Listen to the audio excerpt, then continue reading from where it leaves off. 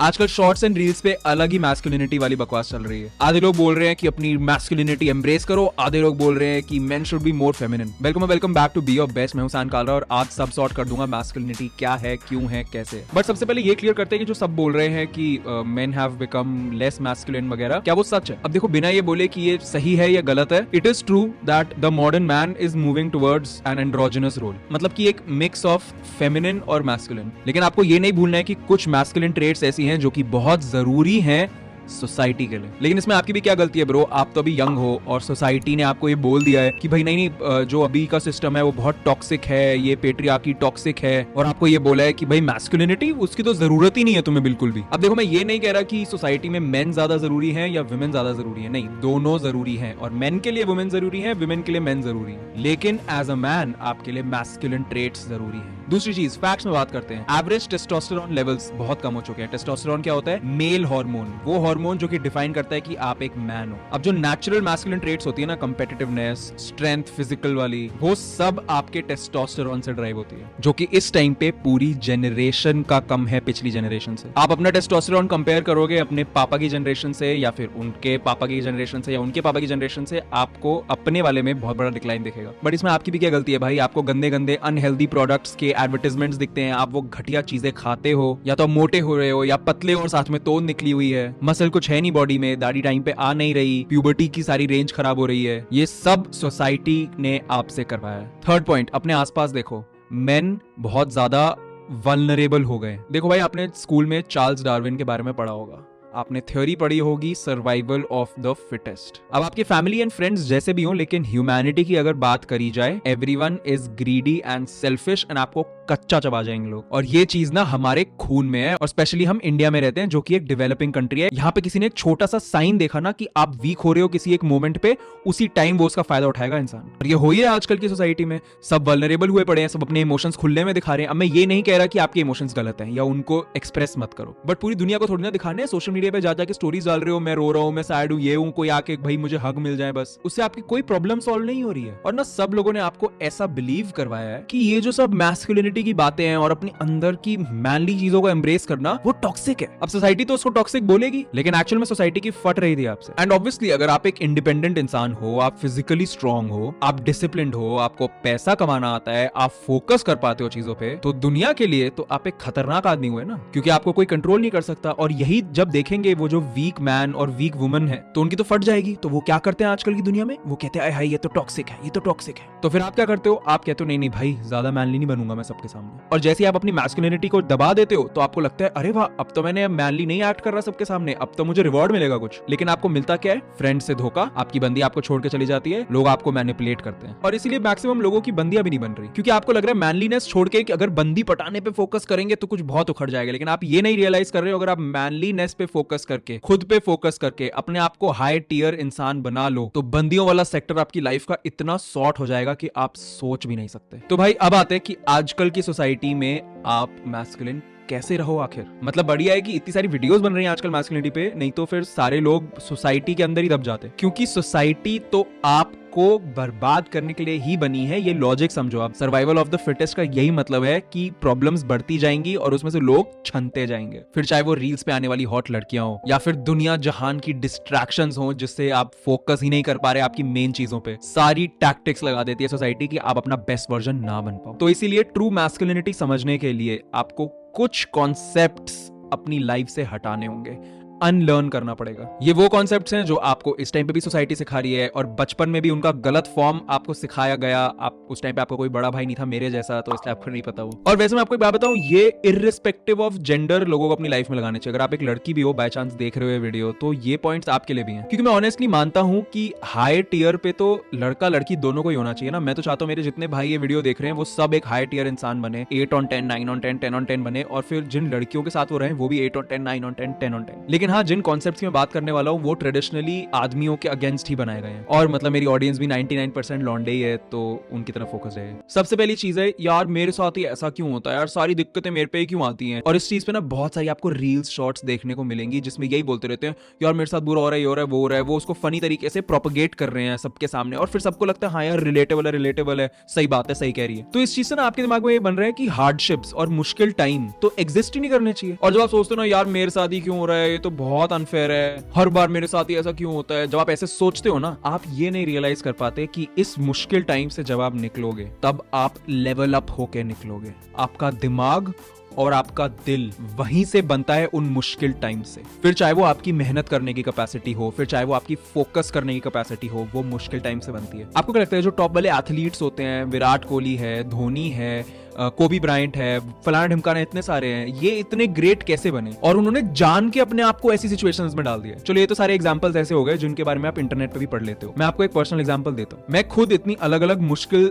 Time से निकल चुका हूँ कि अब मेरे को उस चीज की वैल्यू इतने अच्छे से समझ आती है कि ये मुश्किल टाइम से निकल के मेरे को ऐसा फील होता है ब्रो मैं तो लेवल अप कर गया हूं। तो अब मैं जान के अपना टाइम मुश्किल कर लेता हूं। फॉर एग्जांपल हफ्ते के 2 वीडियोस डाल रहे थे हम, बढ़िया चल रहा था, नहीं 3 वीडियोस डालने। अब वो मुश्किल टाइम से निकल के 3 वीडियोस पर वीक पे आ गए, अभी भी नहीं, अब तो हम पॉडकास्ट चैनल भी शुरू करेंगे, वो भी बना देंगे, अब हम व्लॉग चैनल भी, सब कुछ। मतलब खुद को जब तक आप मुश्किल टाइम में नहीं डालोगे आप लेवल अप कर ही नहीं सकते लाइफ में। और यार अगर कोई ऐसी भी प्रॉब्लम है जो आप पे नेचुरली एग्जिस्ट कर रही है, मतलब आपने खुद से वो प्रॉब्लम अपने आप पे नहीं लाए हो, तो आप ये समझो कि यार ठीक है, गुड, मेरी सिंपैथी है, बट पूरी दुनिया के पास प्रॉब्लम्स हैं, पूरी दुनिया हार्डशिप्स के थ्रू जा रही है। अब ये टोटली आपके ऊपर है कि आप अपनी प्रॉब्लम को कितना कम नेगेटिवली देख पा रहे हो और उसकी पॉजिटिव साइड कितनी देख पा रहे हो। मुझे पता है मुश्किल है, बट आपको रियलाइज करना है कि एक पॉजिटिव आउटकम आएगा ही आएगा, ये आपको बिलीफ रखना ही पड़ेगा, और उस प्रॉब्लम में भी आपको मेहनत करके उससे निकलना पड़ेगा। That is true masculinity. और एक्चुअली मुझे एक पॉइंट बिल्कुल नहीं समझ आता कि आपको ऐसा क्यों लगता है कि आपकी प्रॉब्लम एकदम कोई न्यू प्रॉब्लम है जो सिर्फ आपके साथ होती है। यार अपना ना प्लीज दिमाग खोलो, खुद सोच के देखो कि जो आपकी प्रॉब्लम है वो करोड़ों और लोगों के साथ हो रही है मेरे भाई, और करोड़ों लोगों के साथ ऑलरेडी हो भी चुकी है। तो ऐसे लोगों को रीच आउट करो जो ऑलरेडी उस प्रॉब्लम से जा चुके हैं एंड उनसे एडवाइस लो। बट ये आपकी रिस्पॉन्सिबिलिटी है कि आपको अपने लिए ये चीज करनी पड़ेगी और कोई आके आपकी हेल्प नहीं करेगा। दूसरा कॉन्सेप्ट जो आपको रिजेक्ट करना है, जो सोसाइटी ने और आपके आसपास के लोगों ने बहुत ज्यादा आपके ऊपर थोपा हुआ है, वो है कि आपने बहुत बार सेक्स करा हुआ होना चाहिए, कैजुअल सेक्स अलग अलग लोगों के साथ। भाई कैजुअल हुकअप्स का जो एडिक्शन है ना,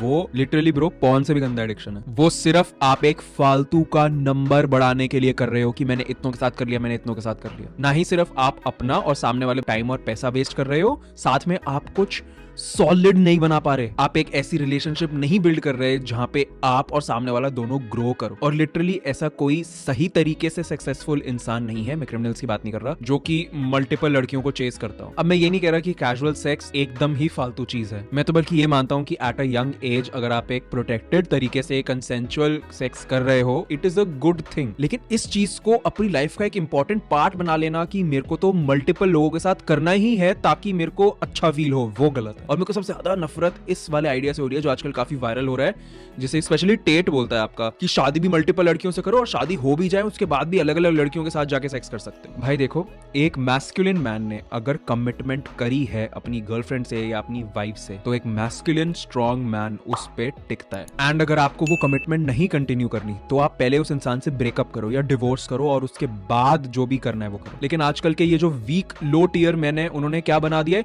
कि नहीं नहीं भाई, man are allowed to cheat. भाई मैन के तो ब्लड में होता है अलग अलग लड़कियों के साथ हुकअप करना है, हमारे ब्लड में है ये, तो चीट करना तो देखो, I agree to a certain extent कि हमारे नेचर में है ये चीज, लेकिन हमारे नेचर में ये भी है कि अपनी अर्ज को कंट्रोल करना है। क्योंकि अब ऐसे करने को तो आपको 5 बार दिन में हिलाने में बड़े मजे आएंगे, लेकिन वो चीज ना करने का एक रिवॉर्ड है ना जो कि आपको लॉन्ग टाइम में मिलेगा। वही शॉर्ट टर्म रिवॉर्ड और लॉन्ग टर्म रिवॉर्ड का डिफरेंस आ गया ना, कि जो कमिटमेंट आपने करी है वो जब कंपाउंड होती है ओवर टाइम तो हमेशा बहुत जबरदस्त रिवॉर्ड देती है। तो ऐसे ही आप समझोगे कि डिसिप्लिन्ड और फेथफुल और कमिटेड रहने का रिवॉर्ड एक रिलेशनशिप में बहुत अच्छा होता है, और वो आपको रैंडम बेकार सी लड़कियों के साथ हुकअप करके नहीं मिलने वाला। थर्ड कॉन्सेप्ट जो आपको भुलाना है वो रिलेटेड है मेन और इमोशन से। एक साइड पे लोग कहते हैं कि मेन शुड बी इमोशनलेस, ये टॉक्सिक मैस्कुलिनिटी वाले बोलते हैं, और एक साइड से वीक सोसाइटी बोलती है कि मेन को पूरा टाइम इमोशनल रहना चाहिए, हमेशा इमोशन सबके सामने दिखाने चाहिए। भाई इसमें मैं आपको ऑनेस्टली बताऊं, फक योर इमोशंस। अब देखो मेरे भाई, मैं ये नहीं कह रहा हूं कि आपकी फीलिंग्स सच नहीं है, सब फील करते हैं, सबके पास इमोशंस होते हैं, बट आपकी फीलिंग्स, आपके इमोशंस आपके लिए क्या कर रहे हैं एक्चुअल दुनिया में? जब आप टूटे हुए होते हो ना, जब आप अपनी एकदम लाइफ के लो पे होते हो, जब सब कुछ फेल हो चुका होता है, जब आपको फेलियर की तरह फील हो रहा होता है, लूजर की तरह फील हो रहा होता है, आसपास कोई हेल्प करने के लिए नहीं होता, तब रो रो के आपको कोई हेल्प नहीं मिल रही, आपके आंसू आपकी कोई हेल्प नहीं कर रहे, और ना ही स्टोरीज पे जाके ये बोलना कि देखो मैं तो रो रहा हूँ, मेरी कोई हेल्प करो, उससे भी कोई फायदा नहीं हो रहा, कोई आपकी कुछ हेल्प नहीं कर रहा। आप किसी दोस्त से ही बात करोगे, कोई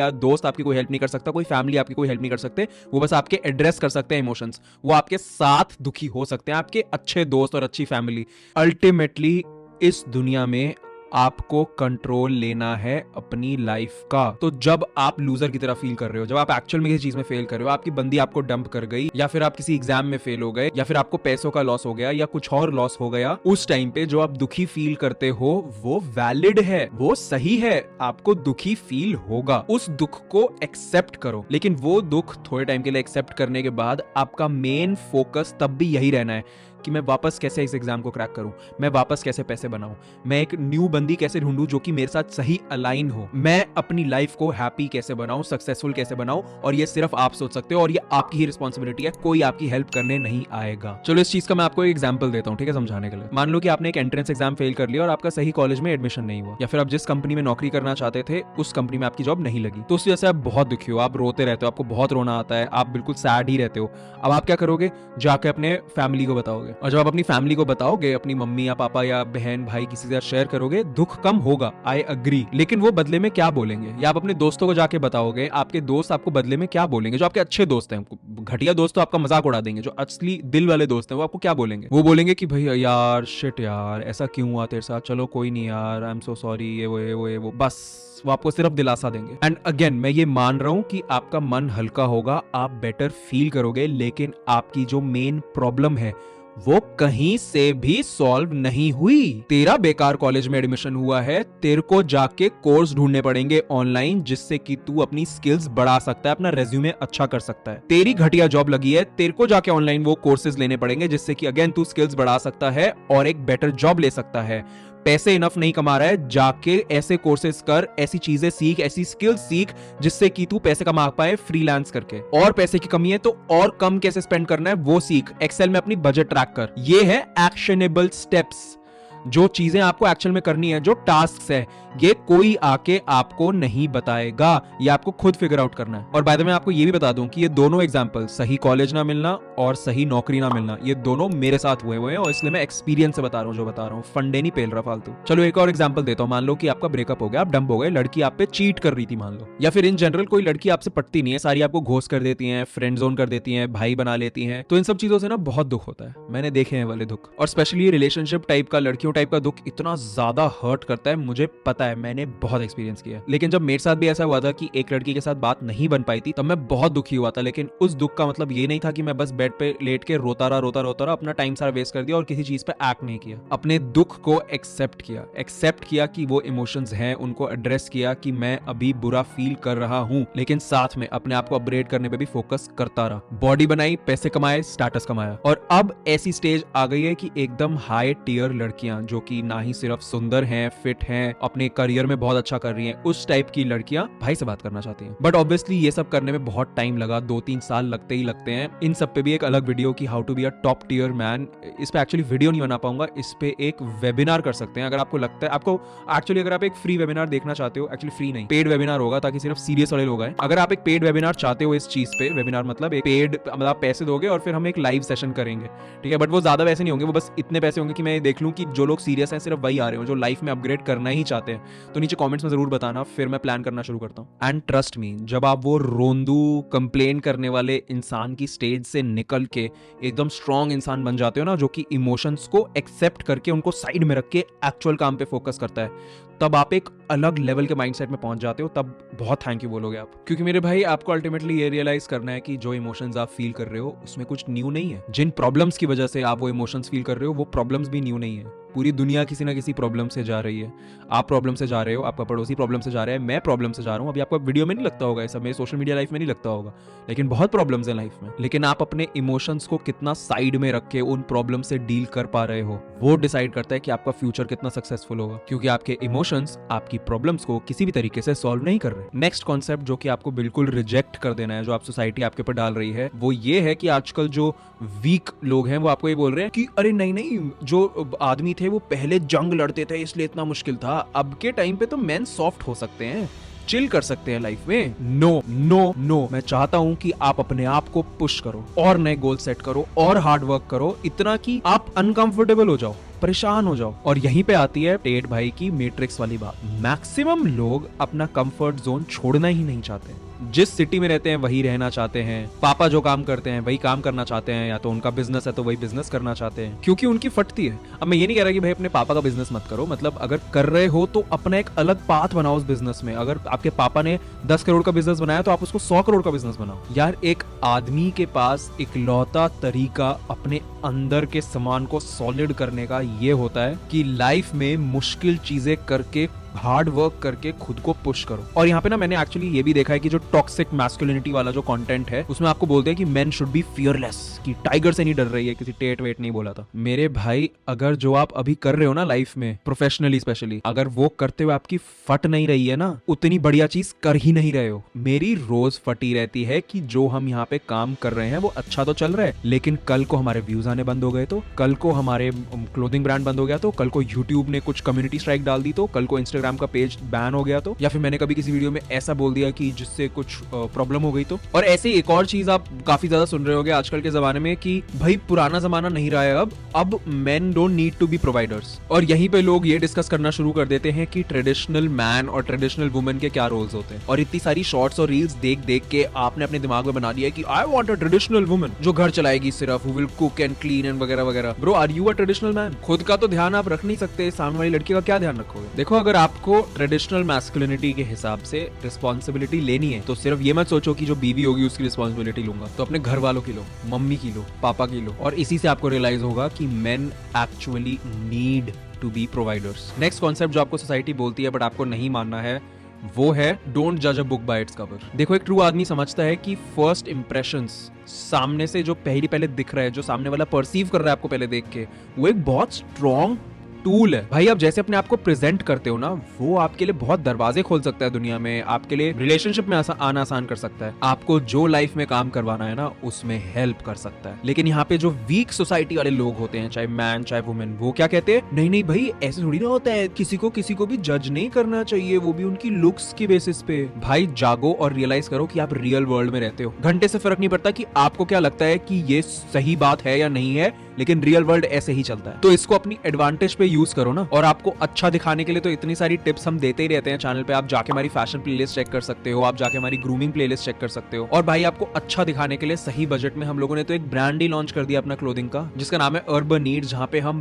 बेस्ट डिजाइन्स, बेस्ट क्वालिटी वाले कपड़ों पे, वो भी अफोर्डेबल प्राइसेस में लाते हैं। बट इन जनरल भी आपको अच्छे से ड्रेस होना और अच्छे से ग्रूम होना तो करना ही करना है, कि आपके किसी से बात करने से पहले, मुंह खोलने से पहले ही इतना अच्छा इंप्रेशन सेट हो जाए कि आपका काम बनेगा ही बनेगा, फिर चाहे वो प्रोफेशनल काम हो या फिर कोई जस्ट बंदी हो। तो यार, यही थे वो सारे कॉन्सेप्ट जो आपको बिल्कुल भुला देने हैं अगर आप चाहते हो ट्रू मैस्कुलिनिटी अपने अंदर से एम्ब्रेस करना। और एक और बहुत इंपॉर्टेंट चीज मैं बोलना चाहूंगा, असली मैस्कुलिनिटी विमेन को डिसरिस्पेक्ट करने से, या फिर किसी और जेंडर को डिसरिस्पेक्ट करने से, या फिर किसी की सेक्सुअल ओरिएंटेशन पे कमेंट करने से नहीं आती, बल्कि ट्रू मैस्कुलिनिटी के हिसाब से आपको तो विमेन को रिस्पेक्ट करना है, क्योंकि विमेन यानी कि लड़कियां आपकी लाइफ का एक बहुत ज्यादा बड़ा पार्ट है। एंड अगर आप गे भी हो तो भी आपको मैस्कुलिनिटी एम्ब्रेस करनी चाहिए मेरे हिसाब से, क्योंकि आपको सक्सेसफुल होने से तो किसी ने रोका ही नहीं। बट मेरे भाइयों, आपको सोसाइटी चाहे कुछ भी बोले, चाहे वीक सोसाइटी कुछ बोले, चाहे टॉक्सिक मैस्कुलिनिटी वाली साइड कुछ बोले, याद रखो कि जो टाइप का सक्सेसफुल आदमी आप बनना चाहते हो वो गलत नहीं है। बाकियों से ज्यादा स्ट्रॉन्ग बनना चाहना गलत नहीं है। बाकियों से ज्यादा बेटर, बाकियों से ज्यादा खुश और वर्ल्ड के टॉप % आदमियों में आना चाहना